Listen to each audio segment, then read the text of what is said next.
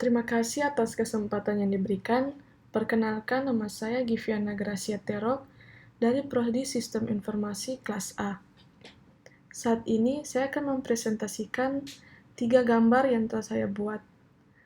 Gambar pertama yaitu Man-Computer Symbiosis dari JCR Leader.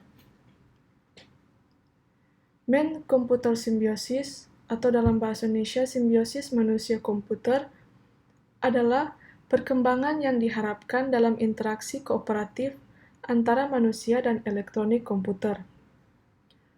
The purpose of man-computer symbiosis atau tujuan dari simbiosis manusia-komputer yaitu untuk mendorong pengembangan simbiosis manusia-komputer yang menganalisis beberapa masalah interaksi, yaitu antara manusia dan mesin komputasi dengan memperhatikan prinsip-prinsip yang berlaku dari engineering mesin utama.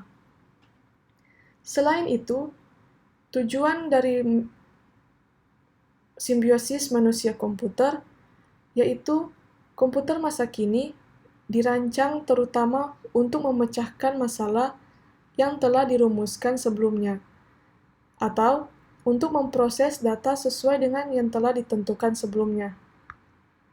Bagian mekanis dari sistem hanyalah perpanjangan dari lengan manusia, lalu dari mata manusia.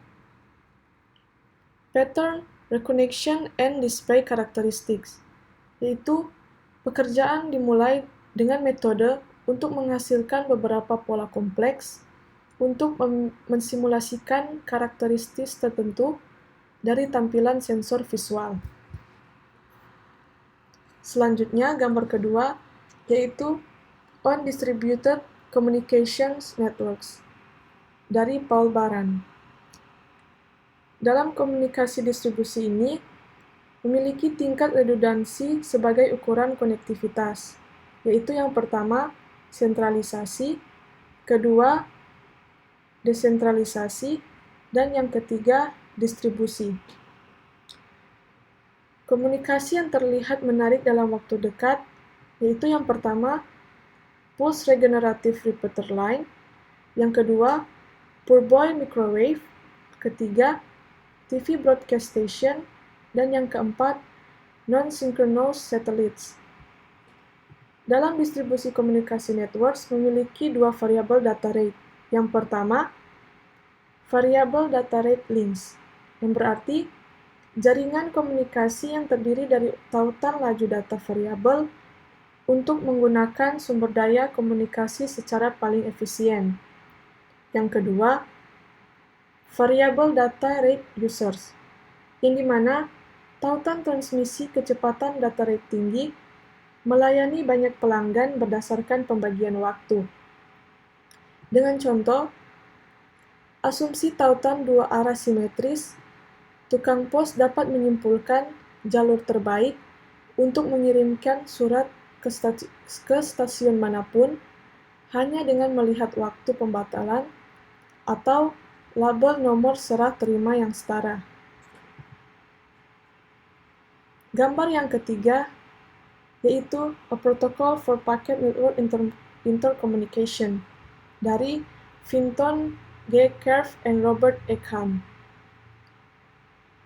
A Protocol for Packet Network Intercommunication yaitu sebuah protokol yang mendukung berbagai sumber daya yang ada dalam jaringan paket switching yang berbeda disajikan. Proses-proses ini umumnya merupakan sumber dan tujuan utama data dalam jaringan. Dalam protokol ini, memiliki gateway yang berarti gerbang antara dua jaringan yang terdiri dari dua bagian. Masing-masing dari dua bagian itu terkait dengan jaringannya sendiri, seperti yang ada di dalam gambar ini. Selanjutnya, dalam protokol ini memiliki program kontrol transmisi atau TCP yang menangani transmisi dan penerimaan pesan atas nama proses yang dilayaninya. Dan TCP ini memiliki komponen yang menangani input dan juga output ke dan dari jaringan. Terima kasih.